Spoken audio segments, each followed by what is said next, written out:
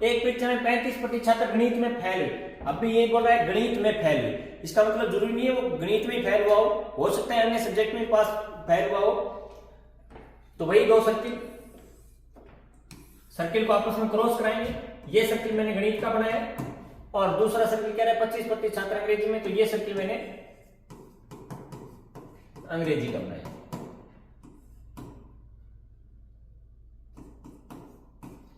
अब क्या करें, एक परीक्षा में 35% छात्र गणित में फेल हुए, इसका मतलब जो पूरा सर्किल है वो की बात कर रहा है, पूरे सर्किल की बात कर रहा है।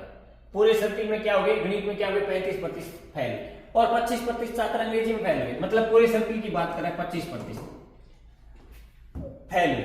अगर 10% छात्र दोनों में फेल हुए, मतलब यहां पे ये अंग्रेजी वाले की लाइन चल रही है ये और ये चल रही है गणित वाली, मतलब जो क्रॉस करके जो बीच में दोनों का मिक्स हो रहा है उसमें कितने प्रतिशत छात्र हो गए फेल, 10%। मतलब 10% छात्र ऐसे हैं जो अंग्रेजी में फेल हुए और गणित में भी फेल हो गए। इसका मतलब अंग्रेजी के अपने कुल छात्र पता है कि कुल अंग्रेजी में कितने प्रतिशत फेल हुए 25, और अंग्रेजी के वो भी पता चल गए कि जो अंग्रेजी में फेल हुए उनमें से 10% विद्यार्थी ऐसे हैं जो गणित में भी क्या हो गए, फेल हो गए। इसका मतलब केवल अंग्रेजी की बात करें, केवल अंग्रेजी की बात करें तो कितने प्रतिशत फेल हो गए, 25% तो टोटल अंग्रेजी में फेल हुए, उसमें से 10% छात्र ऐसे हैं जो गणित में भी फेल हो गए। इसका मतलब 15% विद्यार्थी क्या हो गए, केवल अंग्रेजी में फेल हो गए। उसी प्रकार गणित में बात करेंगे, केवल गणित में फेल कितने हुए, केवल गणित में, तो गणित में टोटल कितने बता रहे हैं, 35% छात्र गणित में फेल हुए, इसका मतलब टोटल है 35, और उनमें से 10% ऐसे विद्यार्थी हैं जो अंग्रेजी में भी क्या हो गए, फेल हो गए, गणित में भी फेल थे और अंग्रेजी में भी फेल हो गए। तो केवल गणित की बात करें तो 35 में से 10 घटा देंगे, कितने हो गए, 25। अब अपना सर्किल क्या कर रहा है, ये डायग्राम क्या कर रहा है कि केवल गणित में तो 25 में, केवल अंग्रेजी में 15% फेल हुए और 10% विद्यार्थी ऐसे हैं जो अंग्रेजी में फेल हो गए और गणित में भी फेल हो गए। अब बात करें कि कुल कितने फेल हो गए, बिल्कुल ऐसे विद्यार्थी जो गणित में भी फेल हो, अंग्रेजी में भी फेल हो और दोनों में फेल हो, तो उनकी संख्या कितनी होगी, 25% केवल गणित वाले, 15% केवल इंग्लिश वाले और 10% दोनों में ही फेल वाले। 25 और 10 35 और 5 40 और 10 50% विद्यार्थी ऐसे हैं जो दोनों में फेल, दोनों में कुल फेल छात्र कितने हैं, 50%। अब दोनों में 50% फेल है तो दोनों में पास, दोनों में कुल पास छात्र कितने हो गए, 100 माइनस 50% बराबर कितने हो गए, 50%। दोनों में पास कितने हैं, 50%, दोनों में फेल कितने हैं, 50%। पूछ क्या रहा है, कितने प्रतिशत दोनों में पास हुए, तो दोनों में पास कितने प्रतिशत हैं, 50% विद्यार्थी दोनों में पास है।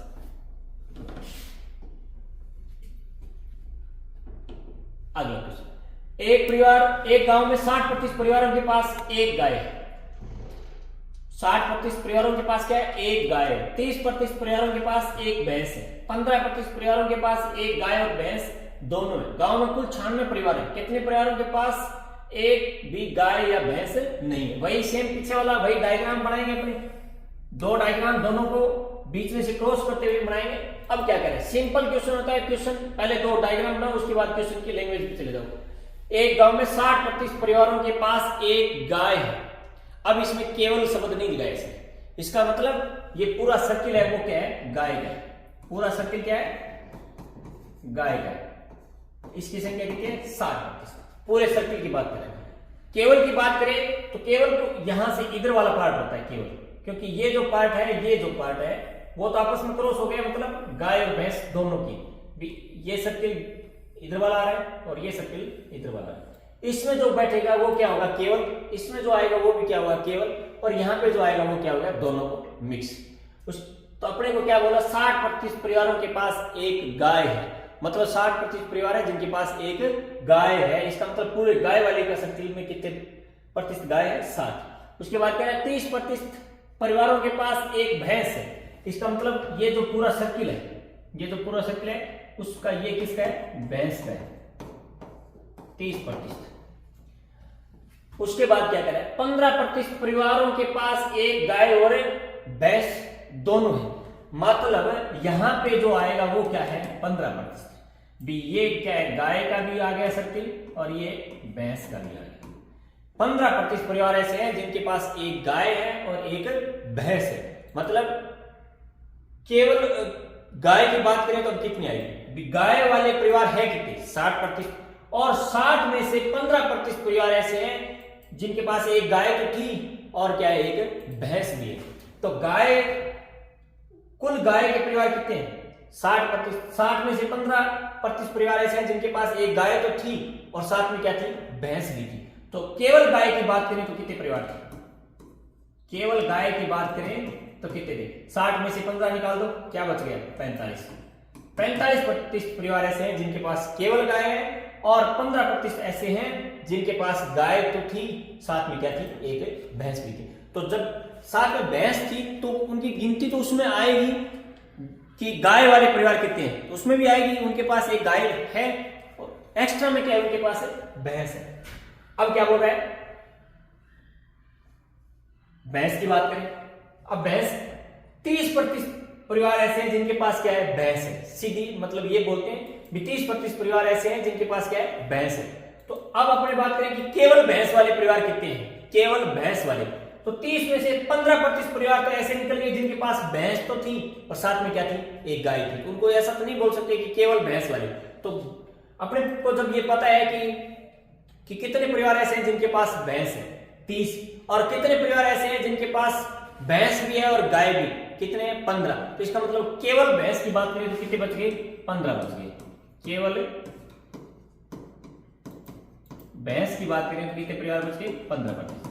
30 में से 15 तो गए, दोनों वाले बच गए क्या है, केवल भैंस वाले 15%। अब अपने पास आ गए केवल भैंस, केवल गाय और गाय और भैंस दोनों मिक्स वाले परिवार। अब अपने ऐसे बात करेंगे कि ऐसे कितने परिवार हैं जिनके पास चाहे भैंस हो, चाहे गाय हो, चाहे गाय और भैंस दोनों हो। मतलब कितने परिवारों के पास एक भी गाय या भैंस नहीं है। तो पहले तो अपने बात करें कि कुल वो परिवार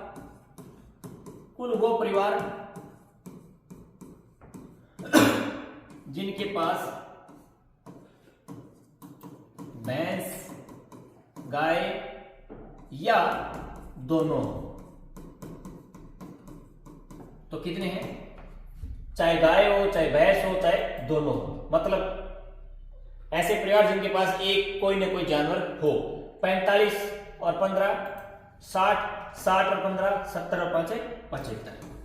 75% परिवार ऐसे हैं जिनके पास कोई ना कोई जानवर है। अब ऐसे परिवार जिनके पास कोई जानवर नहीं है, मतलब कोई ना तो भैंस है ना गाय है, तो वो कितने बच गए, जिनके पास ना तो गाय है और ना ही भैंस है। तो 100 में से 75% परिवार निकाल देंगे तो क्या बच गए, 25% परिवार ऐसे हैं जिनके पास ना तो गाय है ना क्या है, भैंस है। 25% परिवार। और अपने को कुल परिवार की संख्या दी हुई है, गांव में कुल परिवार कितने हैं, 96, और कुल परिवार है 96 में से 25% के पास क्या नहीं है, कोई जानवर नहीं है, तो 25% निकाल देंगे। 25 तो 100, 4 का भाग देंगे, 4 दूनी 8, 4 तो 16, 24 परिवार ऐसे हैं जिनके पास ना तो गाय है ना भैंस है। बिल्कुल सिंपल क्वेश्चन है, 2 डायग्राम बनाने, उसके बाद क्वेश्चन की थीम पढ़नी है, और उसमें नाम अगर दिया हो कि केवल शब्द दे दिया, इसका मतलब उनकी बात करेंगे केवल में। अगर कुछ भी शब्द ना दिया हो, सीधा बोले कि 60% परिवारों के पास गाय है, इसका मतलब ये होता है कि 60% परिवार ऐसे हैं जिनके पास गाय तो है।